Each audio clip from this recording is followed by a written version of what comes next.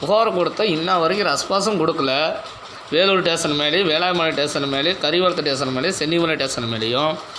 But இப்போ தமிழ் தீபா நேரில் வந்து அந்த பிரச்சனை முடிய போகுதுன்னு அருவாளோடு வெயிட் பண்ணிகிட்டு இருக்கேன். தெரிஞ்சிருந்து வரக்கூடாதுன்னு மிரட்டி வச்சுருக்கீங்க. இது எந்த விதத்தில் மேடம் நியாயம்?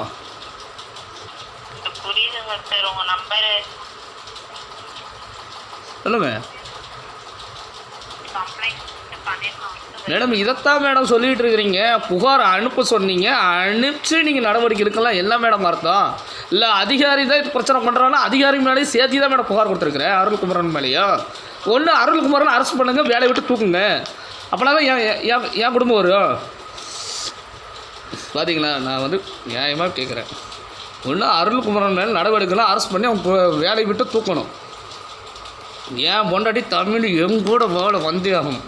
எனக்கு துரோகம் பண்ணிவிட்டு யாரும் நிம்மதியோ என்னால் முடியல. ரொம்ப மன கஷ்டத்தோடு இருக்கேன்.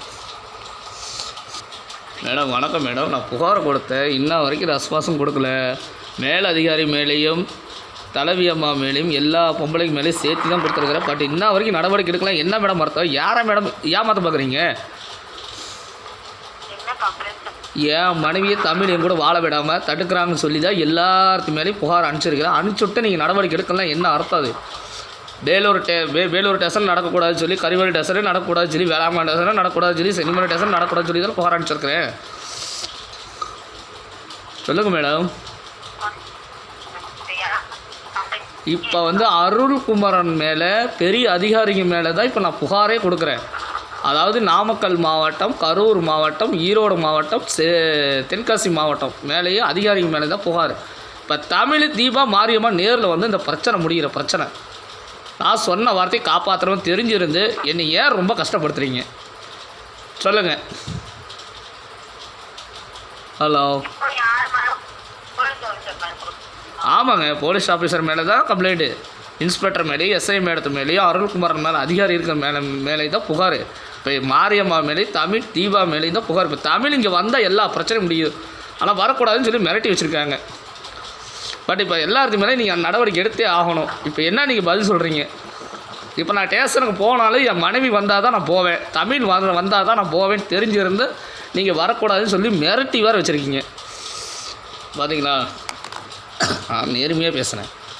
என்னை ஏமாத்துறதுக்கு எத்தனாயிரம் கட்சி ஆஃபீஸை நான் டிவிலேயே எல்லா உண்மையும் தெரிஞ்சு வச்சுருக்கிறேன். தெரிஞ்சு வச்சுருந்து தமிழ் தீபாவளி நேரில் வரக்கூடாதுன்னு மிரட்டுறானு. எவ்வளோ காரணம் வேலை போகணும், பதவி போகணும், தலைவி அம்மாவிலே தப்பு பண்ணியிருந்தாலும் தெரிஞ்சு தான் வாழணும். எந்த குடும்பமாக இருந்தாலும் சரி, எல்லா குடும்பம் தமிழ் வந்து எவ்வளோ வாழ வாழல, எல்லா குடும்பம் பிரிஞ்சு தான் வாழணும். பிள்ளைகளுக்கு திருமணம் ஆகியிருந்தாலும் பிரிஞ்சு தான் வாழணும். நான் விட மாட்டேன், சொன்ன வார்த்தை காப்பாற்றுறேன்.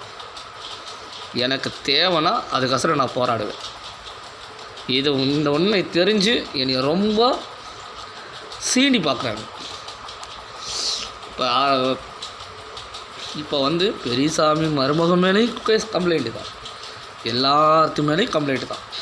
இப்போ எனக்கு தேவை தமிழ் நேரில் வரணும். நேரில் வந்தால் பிரச்சனை முடிகிற பிரச்சனை. பேபி மேலே, சஜாதா மேலே, சுபாஷ் மேலே, எல்லாத்துக்கு மேலேயும் நடவடிக்கை எடுத்தாகணும். எல்லாத்துக்கும் தண்டனை கிடச்சா நான் கொடுத்த வார்த்தை காப்பேன்.